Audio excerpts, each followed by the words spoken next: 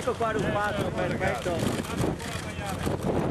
C'è la bufera a Venezia, ma questa volta la battaglia politica non c'entra ed il braccio di ferro per una volta si risolve in sorrisi, anche se sferzati dal vento. Eccoli insieme, fianco a fianco, il governatore del Veneto Luca Zaia e la sua sfidante del centrosinistra Alessandra Moretti, uniti questa mattina nel nome della Coldiretti per sostenere la grave crisi degli allevatori.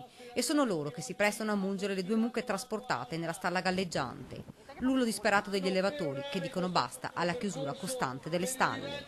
Le stalle continuano a chiudere, considerate che noi importiamo circa 80 milioni di quintali di latte dall'estero e ne produciamo circa 110 milioni. È bene ricordare che ogni milione di quintali di latte importato se ne vanno per noi 17.000 vacche e 1.200 posti di lavoro. Si riprenda subito il progetto che ho lasciato da ministro, dice Zaia, ovvero l'origine obbligatoria in etichette che permette al consumatore di riconoscere l'origine del latte che sta consumando. La politica può e deve in questo momento difendere il latte, difendere i nostri produttori, soprattutto in Europa, e ci deve essere un coordinamento forte tra governo, regione e i nostri europarlamentari.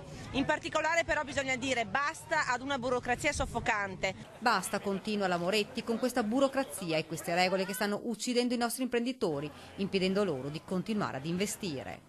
La Chiatta ha raggiunto piano piano il bacino di San Marco, fermandosi proprio di fronte alla piazza, sotto gli occhi incuriositi dei turisti. Il maltempo, il forte vento e la pioggia non hanno scoraggiato la Coldiretti, che ha promosso questa singolare protesta a difesa del latte italiano. Siamo ormai al limite. Quando portiamo le mucche sotto il leone di San Marco significa che siamo all'estremo delle forze. Le nostre aziende ormai sono allo sbando, le nostre aziende ormai stanno chiudendo, le nostre aziende non danno più il futuro per i figli che non vogliono più continuare a fare questo lavoro. Questo è una cosa veramente aberrante. Unico neo dell'iniziativa, una mucca che nella mattinata è scivolata nel canale di Scomenzera.